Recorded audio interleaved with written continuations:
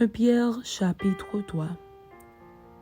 Femmes, soyez de même soumises à vos maris, afin que, si quelques-uns n'obéissent point à la parole, ils soient gagnés sans parole par la conduite de leurs femmes, en voyant votre manière de vivre chaste et réservée.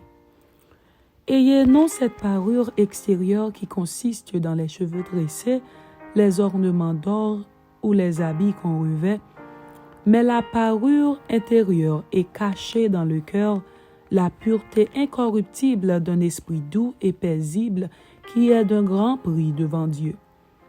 Ainsi se paraient autrefois les saintes femmes qui espéraient en Dieu, soumises à leur mari, comme Sarah, qui obéissait à Abraham et l'appelait son Seigneur.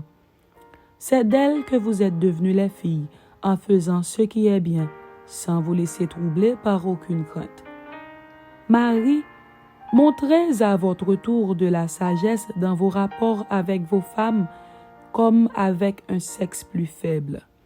Honorez-les comme devant aussi hériter avec vous de la grâce de la vie. Qu'il en soit ainsi, afin que rien ne vienne faire obstacle à vos prières. Enfin, soyez tous animés des mêmes pensées et des mêmes sentiments, pleins d'amour fraternel, de compassion, d'humilité. Ne rendez point mal pour mal ou injure pour injure. Bénissez, au contraire, car c'est à cela que vous avez été appelés, afin d'hériter la bénédiction. Si quelqu'un en effet veut aimer la vie et voir des jours heureux, qu'il préserve sa langue du mal et ses lèvres des paroles trompeuses. Qu'il s'éloigne du mal et fasse le bien, qu'il recherche la paix et la poursuive, car les yeux du Seigneur sont sur les justes et ses oreilles sont attentives à leurs prières. Mais la face du Seigneur est contre ceux qui font le mal. Et qui vous maltraitera si vous êtes zélés pour le bien? D'ailleurs, quand vous souffrirez pour la justice, vous seriez heureux.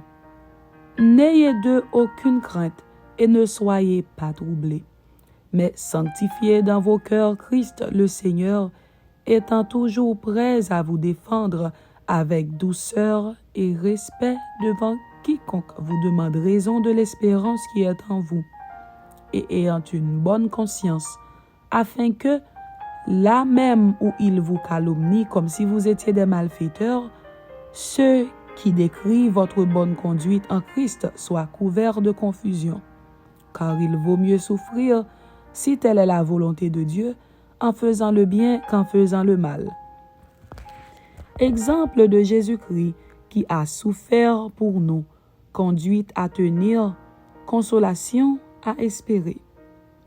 Christ aussi a souffert une fois pour les péchés, lui juste pour des injustes, afin de nous amener à Dieu, ayant été mis à mort quant à la chair, mais ayant été rendu vivant quant à l'esprit, dans lequel aussi il est allé prêcher aux esprits en prison, qui autrefois avaient été incrédules lorsque la patience de Dieu se prolongeait au jour de Noé, pendant la construction de l'arche, dans laquelle un petit nombre de personnes, c'est-à-dire 8, furent sauvées à travers l'eau.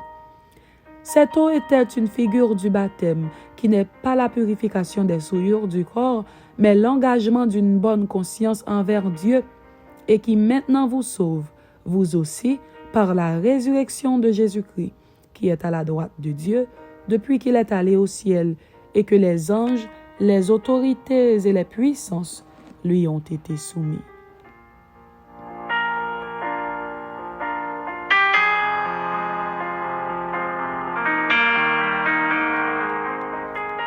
Pierre, chapitre 4. Ainsi donc, Christ ayant souffert de la chair, vous aussi, armez-vous de la même pensée. Car celui qui a souffert dans la chair en a fini avec le péché, afin de vivre, non plus selon les convoitises des hommes, mais selon la volonté de Dieu, pendant le temps qu'il lui reste à vivre dans la chair. C'est assez, en effet, d'avoir dans le temps passé accompli la volonté des païens, en marchant dans la dissolution, les convoitises, l'ivrognerie, les excès du manger et du boire, et les idolâtries criminelles. Aussi trouve-t-il étrange que vous ne vous précipitiez pas avec eux dans le même débordement de débauche, et ils vous calomnient. Ils rendront compte à celui qui est prêt à juger les vivants et les morts. Car l'Évangile a été aussi annoncé aux morts, afin que, après avoir été jugés comme les hommes quant à la chair, ils vivent selon Dieu quant à l'esprit. La fin de toutes choses est proche. Soyez donc sages et sobres pour vaquer à la prière. Avant tout, ayez les uns pour les autres une ardente charité, car la charité couvre une multitude de péchés.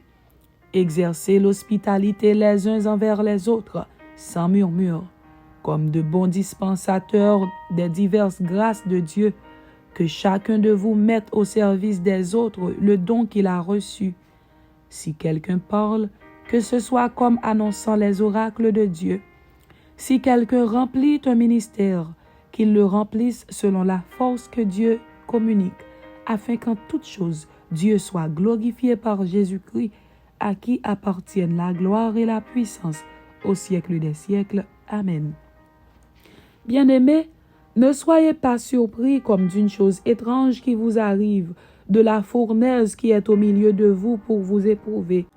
Réjouissez-vous, au contraire, de la part que vous avez aux souffrances de Christ, afin que vous soyez aussi dans la joie et dans l'allégresse lorsque sa gloire apparaîtra. Si vous êtes outragés pour le nom de Christ, vous êtes heureux, parce que l'Esprit de gloire, l'Esprit de Dieu, repose sur vous. Que nul de vous, en effet, ne souffre comme meurtrier, ou voleur, ou malfaiteur, ou comme s'ingérant dans les affaires d'autrui. Mais si quelqu'un souffre comme chrétien, qu'il n'en ait point honte, et que plutôt il glorifie Dieu à cause de ce nom, car c'est le moment où le jugement va commencer par la maison de Dieu. Or, si c'est par nous qu'il commence, quelle sera la fin de ceux qui n'obéissent pas à l'évangile de Dieu? Et si le juste se sauve avec peine, que deviendront l'impie et le pécheur? Ainsi que ceux qui souffrent selon la volonté de Dieu remettent leurs âmes au fidèle Créateur en faisant ce qui est bien. Amen. C'était 1 Pierre chapitre 3 et 1 Pierre chapitre 4. Que Dieu vous bénisse. Amen.